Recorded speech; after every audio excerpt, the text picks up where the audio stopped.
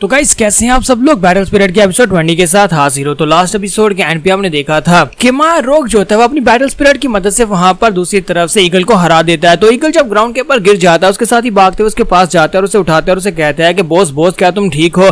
तो उनका बॉस जो था उठने के बाद हमारे रोग से कहता है कि लड़के तुमने यहाँ पर मुझे हराने के लिए अपनी सारी की सारी स्पिरिचुअल एनर्जी को वेस्ट कर दिया ताकि तुम अपने शार्प एज टेक्निक के साथ मुझे हरा सको। तो हमारा रोग उसे कहता है कि मैं यहाँ पर उस सारी एनर्जी को कंज्यूम नहीं करता तो मैं कभी भी यहाँ पर इस फाइट को जीत नहीं सकता था, तो मैं हार जाता। जबकि शिंकुई भी भागती हुई उसके पास आती है और उसे कहती है कि तुम्हारी बॉडी के ऊपर काफी सारी चोटें हैं, मुझे तुम्हारी मदद करने दो। और साथ ही हमारा रोग जो होता है वहां पर जाई वैंग की तरफ देखता है, तो जाई वैंग उसकी तरफ देखता है और इसी के साथ ही वो सभी डिसाइपल जो होते हैं वहां पर उसके सामने अपने घुटने टेक देते हैं। रोग और जाई वैंग से कहते हैं प्लीज यहाँ पर हमारे बॉस को छोड़ दो, प्लीज हमारे बॉस ईगल को यहाँ पर जान से मत मारना, क्योंकि अगर तुमने इसको मार दिया तो फिर यहाँ पर सभी लोग हमें यहाँ पर बुली करना शुरू कर देंगे। सिर्फ और सिर्फ बॉस ऐसे हैं जो कि यहाँ पर हमें अपने ग्रुप में रखे हुए हैं, क्योंकि कोई भी यहाँ पर हमें अपने ग्रुप में लेना नहीं चाहता था और बाकी के सभी ग्रुप्स के लोग हमें बहुत ज्यादा बुली किया करते थे। और बॉस ने यहाँ पर हमारे कमजोर होने के बावजूद हम सभी को अपने ग्रुप में ले लिया, तो वो सभी लोग वहां पर रोना शुरू कर देते हैं। तो उनकी बात सुनने के बाद जिंकुई और हमारा रोग जो था वो तो इमोशनल हो ही जाते हैं। और इसी के साथ ही बॉस उन लोगों से कहता है कि तुम सभी बेवकूफो यहाँ पर कर क्या रहे हो, कभी भी दुश्मन के सामने अपने घुटने मत टेकना,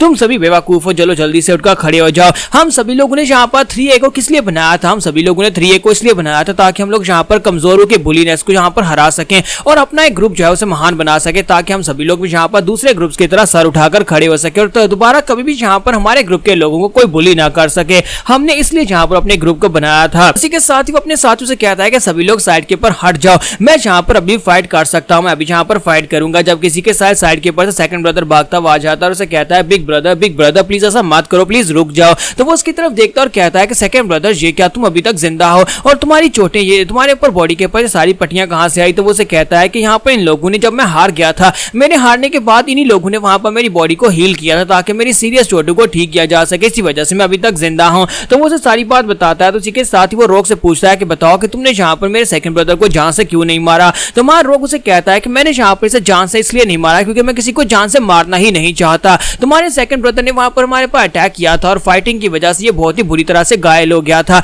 इसी वजह से मैंने वहां पर लिटिल ज़ाओबाओ से कहा था कि ये उसे हील कर दे ताकि यहाँ पर सीरियस कंडीशन में ना हो और बच जाए। मेरे पास यहाँ पर इसको मारने की कोई वजह ही नहीं थी, मुझे सिर्फ और सिर्फ यहाँ पर 3A ग्रुप को एलिमिनेट करने का मिशन दिया गया था, ना कि ये कि यहाँ पर लाजमी उनको जान से मारना है। तो ये बात सुनने के बाद वो आगे से नरम हो जाता है। तो ईगल उसे कहता है कि थर्ड ब्रदर प्लीज मुझे माफ कर देना, लगता नहीं है कि मैं यहाँ पर तुम्हारी मौत का बदला ले पाऊंगा। और वो कहता है कि मैं यहाँ पर हार मानता हूँ। और इसी के साथ ही हमारी जिंकुई उठकर खड़ी हो जाती है और उसे कहती है कि मुझे बताओ कि मेरी सिस्टर कहाँ पर, अब जबकि तुम लोग हार चुके हो तो मेरी सिस्टर मुझे वापस कर दो। तो ये बात सुनते ही बोटू उसे कहता है कि प्लीज माफ करना तुम्हारी सिस्टर, वो और मैं, वो बस इतना ही कहने लगता है। किसी के साथ ही वो सभी लोग जो होते हैं वहां पर हैरान परेशान हो रहे होते हैं कि अब यहाँ पर इसे किस तरह से समझाएंगे। और इसी के साथ ही जिंकुई जो होती है वो आगे बढ़ती है और कहती है क्या बकवास करना चाहते हो वो, और तुम्हें आगे क्या क्या तुम लोगों ने उसको मार दिया, क्या तुमने वहां पर उस मेरी बहन को मार दिया है। और इसी के साथ ही फर्स्ट ब्रदर आगे बढ़ता है और कहता है शांत रहो जिंकुई, मेरी बात सुनो। और इसी के साथ ही वो आगे बढ़ता है और कहता है कि मैं तुम्हें सारी बात समझाता हूँ कि आज यहाँ पर चल क्या रहा है। और सभी लोग सीरियस होकर उसकी बात सुन रहे होते हैं कि अब ये यहाँ पर क्या कहने वाला है।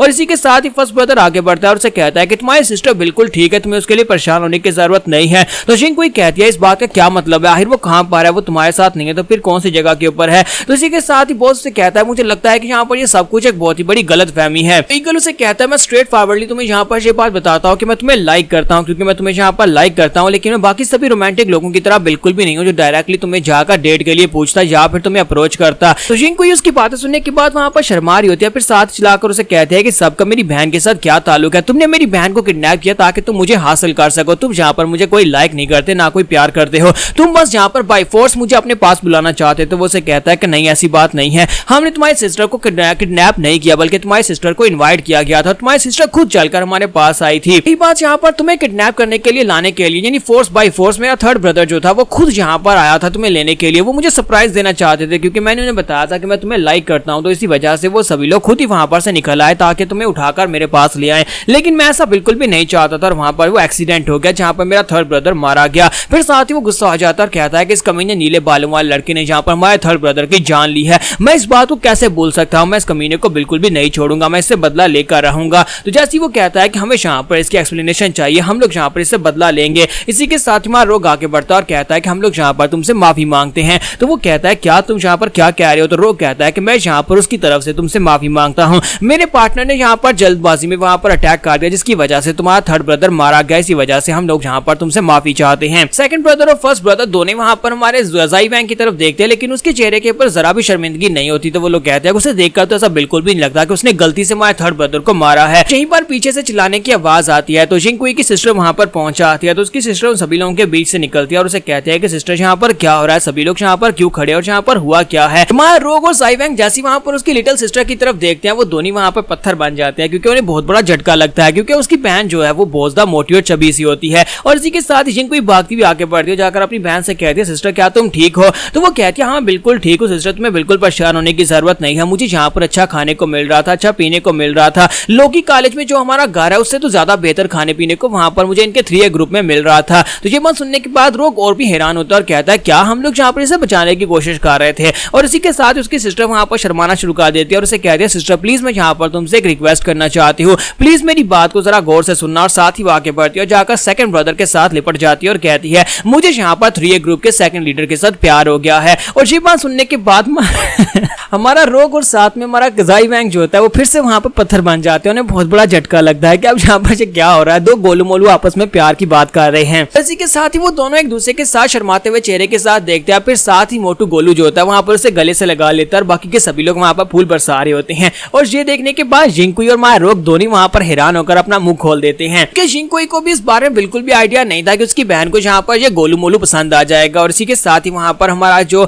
मून बाईरियोंग होता है, मून बाईरियोंग भी वहां पर एंट्री मारता है। वहां पर आने के बाद कहता है कि बहुत ही इंटरेस्टिंग, मैं सारे का सारा खेल यहाँ पर देख रहा था, लेकिन मुझे लगता है कि अब यहाँ पर सब कुछ खत्म हुआ। और इसी के साथ ही वो सभी लोग उसकी तरफ देखते हैं। तो मून बाईरियोंग कहता है कि मुझे लगता है कि यहाँ पर रोग को काफी बुरी तरह से चोट लगी है, तो लगता है कि मैं यहाँ पर से वापस चलना चाहिए। फिर साथ ही वो यहाँ पर ज़ाई वैंग से कहता है कि तुमने भी अपना मिशन पूरा कर दिया, तो चलो यहाँ पर से वापस चलते हैं, घर वापस जाने का वक्त आ चुका है, तुम्हारा मिशन पूरा हो चुका है। तो रोग कहता है चलो शुक्र है कि यहाँ पर मिशन पूरा हुआ। तो वो कहता है हाँ यहाँ पर मिशन पूरा हुआ। और इसी के साथ ही वो पीछे की तरफ मुड़ जाता है और अपने साथियों से कहता है कि मेरे साथ चलो, हमें वापस चलना होगा। जबकि ईगल चिल्लाकर उसे कहता है रुक जाओ, मुझे तुम्हें देखकर लगता है कि तुम इन बच्चों के टीचर हो, इसका मतलब यह है कि तुमने यहाँ पर इनको ये मिशन दिया था जिसकी वजह से हमारा थर्ड ब्रदर मरा है। और इसी के साथ ही हमारा मून बाईरियोंग जो था पीछे की तरफ उसकी तरफ देखता है और साथ ही उसकी तरफ घूर कर देखता है। जैसे ही हमारा मून बाईरियोंग उसकी तरफ घूर कर देखता है, इसी के साथ ही वहां पर ईगल के ऊपर एक जबरदस्त प्रेशर पड़ता है, क्योंकि मून बाईरियोंग वहां पर एक स्पेशल सोल वेपन को रिलीज करता है जो कि बैटल स्पिरिट से ही बनता है। तो इस बात से वो बहुत ज्यादा घबरा जाता है, उसके पसीने छूट रहे होते हैं। वो कहता है